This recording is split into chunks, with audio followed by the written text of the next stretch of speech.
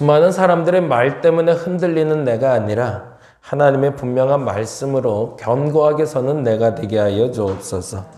사람들은 각자 자신이 옳다 생각하는 걸 말할 뿐이지만 하나님이 옳다 말하는 것은 불변하는 진리인 줄 믿습니다. 그 말씀 붙잡고 나아가는 우리 되게 하여 주옵소서. 세상에 수많은 말들이 존재합니다. 서로 옳다 이야기합니다. 서로 잘났다고 얘기하고 서로 잘못했다고 얘기합니다. 그 사람의 말들에 올무에 빠지지 말게 하여 주시고 하나님의 말씀으로 견고히 서는 저들 되게 하여 주시옵소서. 이제는 주말입니다. 그리고 오늘은 금요 기도회를 모이는 날입니다. 금요 기도회에 모이는 모든 이들의 마음속에 진짜 기도를 하기 위해서 나오는 사람들이 오니 마음껏 그 기도의 문을 열어 주시옵소서. 응답받게 하여 주시옵소서. 하나님 지치지 않게 하여 주옵소서. 힘이 되어 주옵소서. 능력이 되어 주시옵소서. 이 새벽부터 밤에 이르기까지 하나님 앞에서 온전히 서길 원하오니 하나님 우리를 붙잡아 주시옵소서. 주말을 준비하며 이제 주일을 맞이하게 하시는 주님께 감사드립니다. 기쁨과 감사가 있는 주일이 되게 하여 주시옵소서. 감사합니다. 고마우신 예수님 이름으로 기도드렸습니다. 아멘. 아멘. 오늘은 사무엘하 6장 말씀 같이 봅니다. 사무엘하 6장.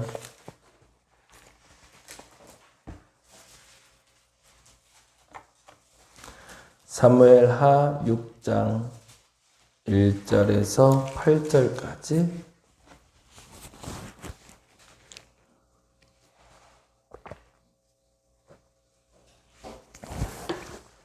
같이 한 목소리로 천천히 읽도록 합니다. 6장 1절에서 8절까지. 다윗이 이스라엘에서 뽑은 무리 3만 명을 다시 모으고 다윗이 일어나 자기와 함께 있는 모든 사람과 더불어 바알레 유다로 가서 거기서 하나님의 궤를 메어 오려 하니 그 궤는 그룹들 사이에 좌정하신 만군의 여호와의 이름으로 불리는 것이라. 그들이 하나님의 궤를 새 수레에 싣고 산에 있는 아비나답의 집에서 나오는데 아비나답의 아들 우사와 아효가 그 새 수레를 모니라. 그들이 산에 있는 아비나답의 집에서 하나님의 궤를 싣고 나올 때에 아효는 궤 앞에서 가고 다윗과 이스라엘 온 족속은 잣나무로 만든 여러 가지 악기와 수금과 비파와 소고와 앙금과 재금으로 여호와 앞에서 연주하더라. 그들이 나곤의 타작마당에 이르러서는 소들이 띠므로 우사가 손을 들어 하나님의 궤를 붙들었더니 여호와 하나님이 우사가 잘못함으로 말미암아 진노하사 그를 그곳에서 치시니 그가 거기 하나님의 궤 곁에서 죽으니라. 여호와께서 우사를 치심으로 다윗이 분하여 그것을 베레스 우사라 부르니 그 이름이 오늘까지 이르니라. 아멘. 너무 잘 아는 베레스 우사 사건. 베레스 우사. 우사가 죽음을 당하는 장면 때문에 일어난 큰 어떤 이스라엘에게 있어서는 굉장히 중요한 사건으로 기록된 사건인데요. 그 얘기 잠깐 하려고 합니다. 4장, 5장, 6장 볼 거고요. 최 권사님은 백신 맞으셨어요? 네. 아, 맞으셨어요? 괜찮으셨어요? 아, 괜찮았어요. 괜찮은 사람도 있다니까. 두 번째는 조금 아파. 토요일날 맞아요. 아, 첫 번째 맞는 거 한 번 맞을 땐 괜찮으셨어요? 아무치도 않았대요. 이게 사람마다 좀 다른 것 같아요. 어떤 분들은 많이 아프다는 분도 있고. 선교사님은 괜찮으세요, 이제는 좀? 아니, 저도 백신 맞아서 아픈 거는 붙어 있어요. 지금 3일째. 아무 이상 없고, 예, 몸살기 조금 있는 정도? 네. 그래서 사실은 좀 두려움을 줄 만한 여러 가지 단어들, 말들이 좀 오가고 있어서 좀 걱정들을 많이 하시는데, 우리 윤 권사님 또 이제 내일 맞게 되시는데요. 어찌됐든 너무 염려하지 말고 맞으시면 좋을 것 같아요. 지금 정부에서 발표하는 것들이 거짓말 하는 건 아니니까, 우리 솔직하게 믿고 한번 좀 했으면 좋겠고요. 근데 제가 아는 분들이 그런 실수가 조금 있었어요. 어떤 실수냐면, 아프면 약 드셔야 돼요. 그러니까 우리가 습관적으로 한국 사람들은 참 잘 참는 것 같아요. 이게 근데 참는 게 병이라는 걸 요번에 좀 제가 알았어요. 아니, 아프면 그냥 약 드시면 되는데 내가 이 정도는 참겠거니 싶어서 참다가 여자분 한 분인데 그래서 혼수 상태까지 갈 뻔했어요.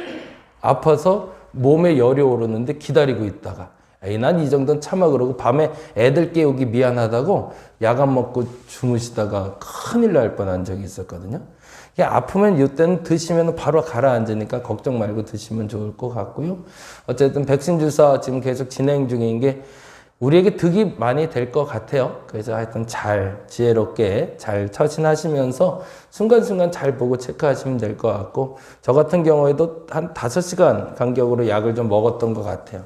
그랬더니 훨씬 더 오히려 저는 그냥 안 아파도 5시간 간격으로 먹었거든요. 일부러 몸이 움직여야 되니까.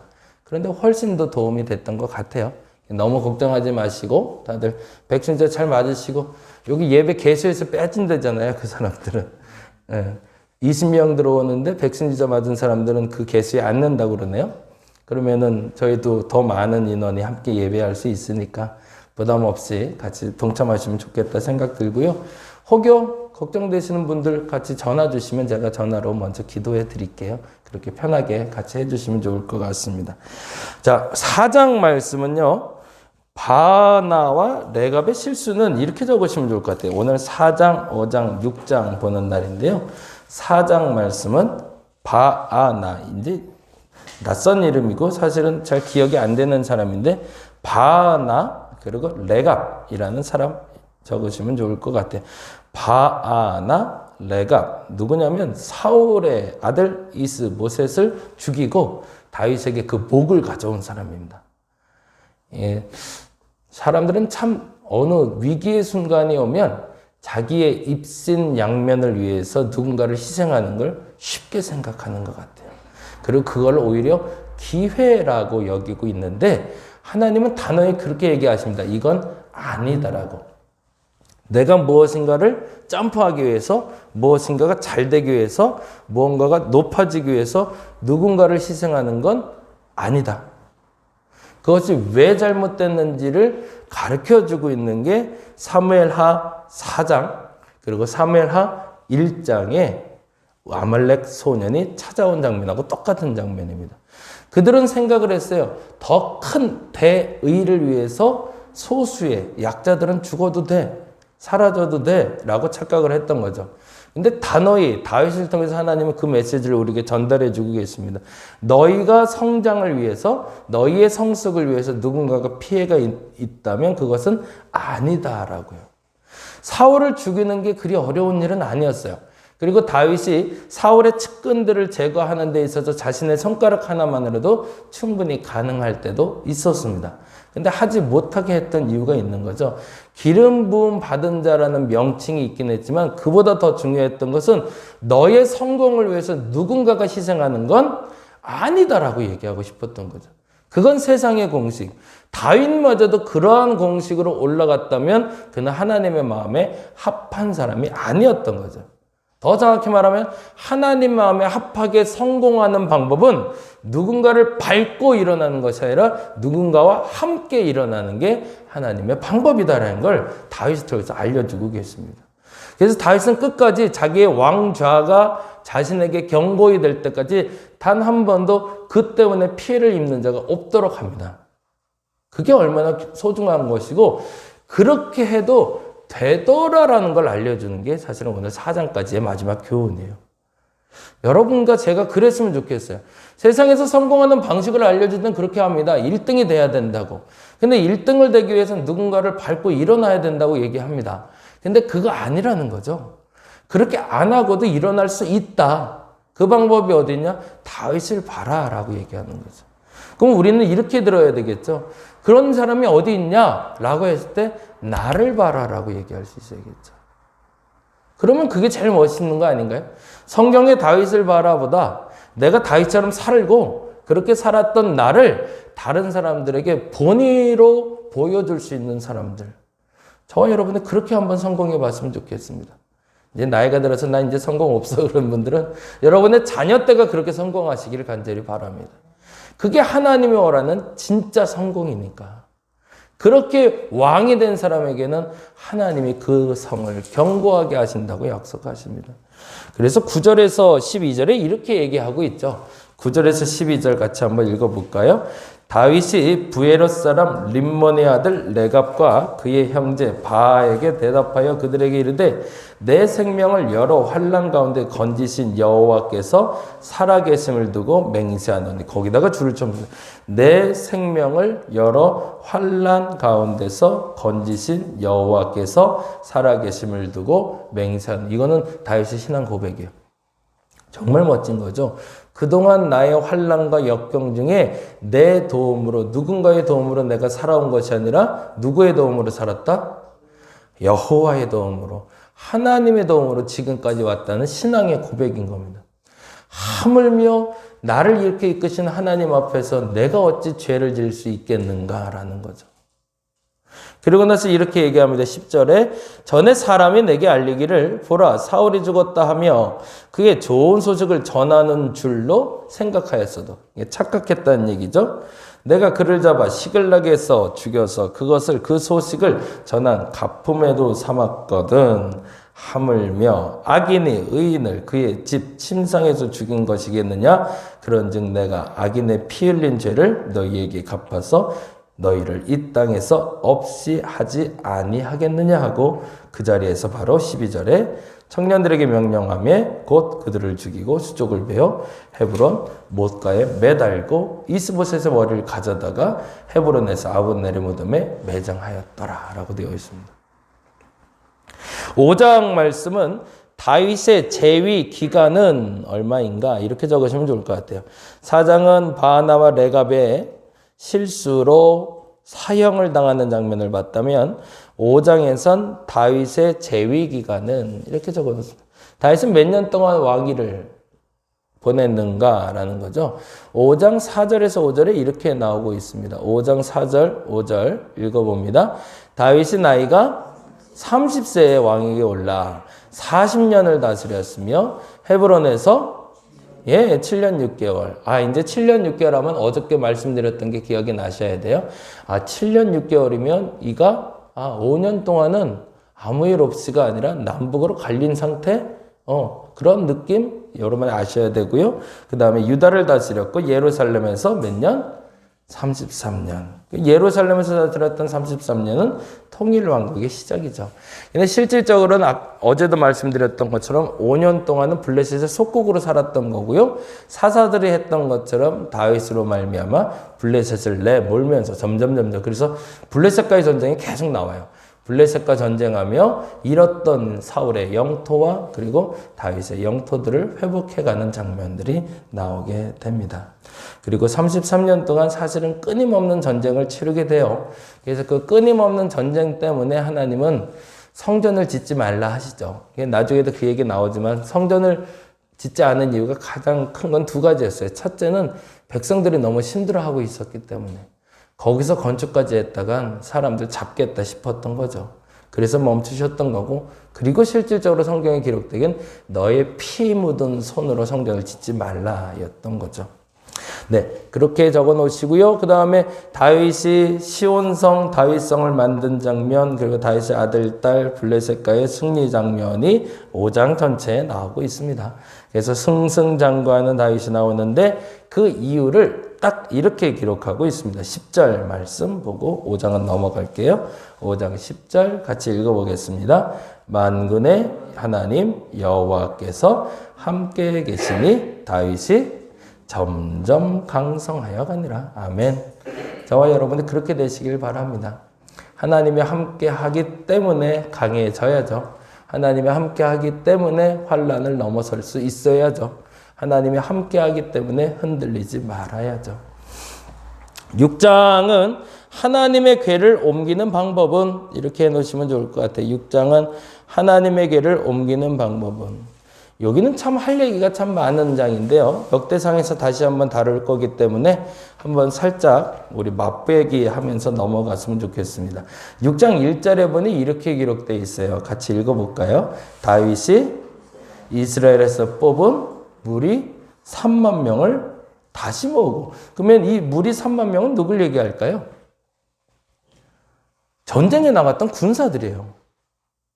근데 그 군사들을 3만 명을 모았대. 이게 히브리어는 어떻게 했냐면 1000명씩 30묶음이라고 돼 있어요. 1000명씩 30묶음은 1000부장을 동원을 해서 3만 명을 동원을 한 거예요. 엄청난 거죠. 근데 이거를 무엇을 위해서 모았냐는 거죠. 하나님의 법궤 하나 옮겨 오려고. 이쯤에서 이제 여기서부터는 그 드라마를 보듯이 여러분이 상상하면서 좀 보실 필요가 있어요. 예배를 드리러 가는 장면인데 예배를 드릴 때 사람이 모였는데 3만 명이 모였대요. 3만 명이면 어느 정도일까요? 양이. 어마어마한 숫자죠. 우리 마북동 전체 주민 숫자를 아시나요? 제가 1년에 한 번씩 통계를 내고 있는데 마북동 전체 인구가 4만 4천 정도 돼요. 그러면 마북동 전체가 다 모였다는 거예요. 그러고서 다 모여서 우하고 지금 몰려가는 장 어마어마한 거죠. 근데 어디로 가냐면 한 사람의 집으로 몰려간 거죠. 그러니 그 동네는 아주 발칵 뒤집혔겠죠. 그것도 왕이 오고 있고 3만 명이 몰려왔으니.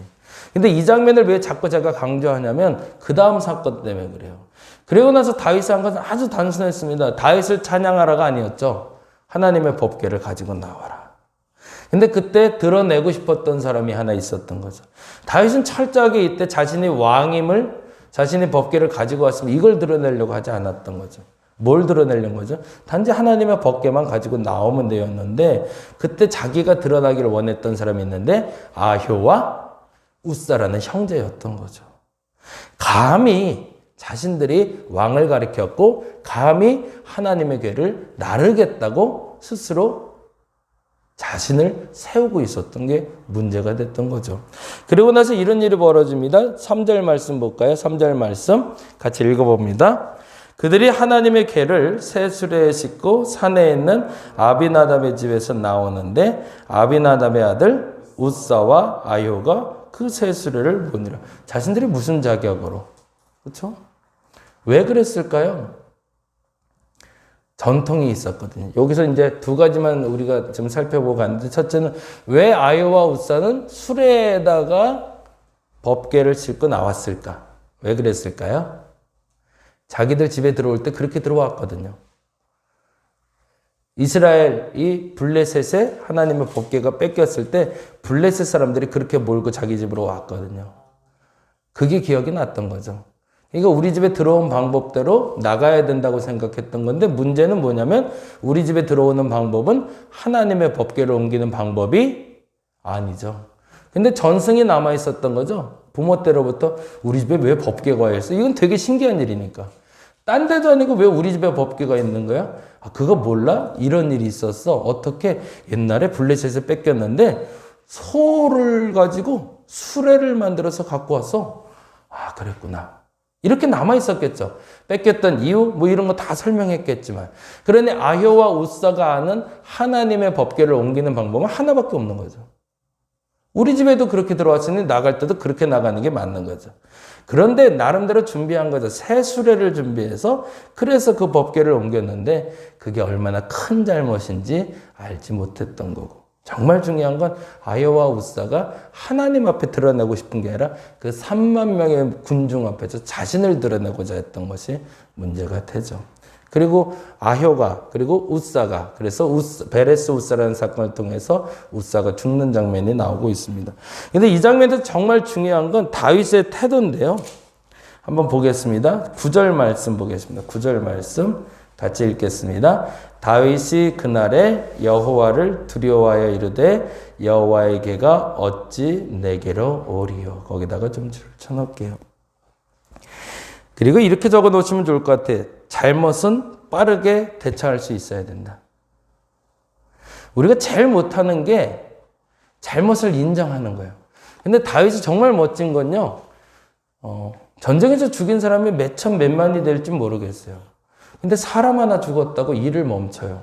근데 문제는 바라보는 시선이 너무 많아요. 한두 명이 나를 보고 있는 게 아니라 모든 사람이 나를 집중해요. 근데 그 모든 사람의 개수가 얼마 정도냐면 내가 데려간 사람만 3만이에요. 그러니 우사의 가정뿐만 아니라 그 마을에 있는 사람들도 나를 보고 있는데 우사 하나 죽었다고 이거 이제 그만하고 가자라고 얘기하고 철수하는 거죠. 하나님 이것을 기쁘게 여기십니다. 사람의 시선에 눈치 주지 않고 잘못을 빠르게 인정하는 사람. 저와 여러분이 그렇게 될 수 있으면 좋겠습니다. 두 가지를 기도했으면 좋겠어요. 그래서 첫째는요, 사람의 시선에 눈치 보지 말자. 하나님 제발 누가 뭐라고 해서 누가 따갑게 쳐다본다고 거기에 자꾸 매이지 않게 해달라고. 근데 더 중요한 건 있어요. 그 눈치에 자꾸 움직이는 가장 큰 이유는 잘못을 인정하기 싫어서일 때가 많습니다. 창피하거든요. 자존심 상하거든요. 근데 그때 인정하는 사람을 하나님은 세우십니다. 내가 잘못한 것, 내가 잘못 알고 있었던 것 빠르게 인정할 수 있는 저와 여러분 되었으면 좋겠습니다. 그러면 빠르게 회복할 시간이 더 빠르게 여러분에게 찾아올 겁니다. 근데 사람들이 뭘 못하냐면 사람들의 눈치 보다가 이걸 못해내요. 그래서 사울이 하나님께 버림받게 되죠. 그래서 사울의 마지막은 그렇게 되잖아요. 내가 잘못한 건 알겠는데 백성들 앞에 눈치채지 않게 나 좀 예배 좀 드리게 해달라. 근데 반면에 다윗은 예배를 멈추고 뭘 하고 있는 거죠? 내가 잘못했어 인정하고 빠지고 있죠.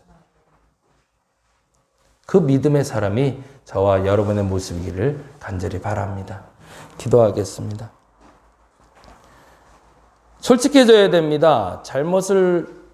그리고 잘못 알았다면 잘못 알았네라고 인정할 수 있는 사람이 하나님 앞에 회복할 수 있는 사람이고 바르게 설 수 있는 사람입니다. 사람들은 착각합니다. 눈치 봅니다. 그래서 사람들의 눈치 때문에 자기 잘못을 자꾸 감추려고 듭니다. 감추면 감출수록 잘못은 죄가 돼서 쌓이기 마련입니다. 하나님, 우리들의 쌓여있는 죄들을 깨끗이 제거할 수 있도록 하여 주옵시고 지금 잘못했다면 지금 빠르게 인정하게 하여 주옵소서. 나중에 눈치 봐서 상황 봐서 빠져나가려고 하지 말게 하시고 그 죄의 대가를 달게 받고 지금 이겨낸 사람이 더 빨리 회복될 줄로 믿사오니 그 믿음을 저들에게 허락하여 주시옵소서. 백신 주사를 맞고 몸살 때문에 힘든 분들도 있고 잠을 못 이루는 분들도 있고 또 마음에 걱정하는 분들도 있고 잘 이겨내는 분들도 있습니다. 여러 가지 백신에 대한 사람들의 구설수가 많은데 그 구설수에 사로잡히지 말게 하여 주옵시고 이 과정 잘 넘어가서 대한민국 이 코로나 잘 이겨냈다는 이야기 전 세계 만방에 퍼지게 하여 주시옵소서. 감사합니다. 고마우신 예수님 이름으로 기도드렸습니다. 다 같이 기도하고 돌아가겠습니다.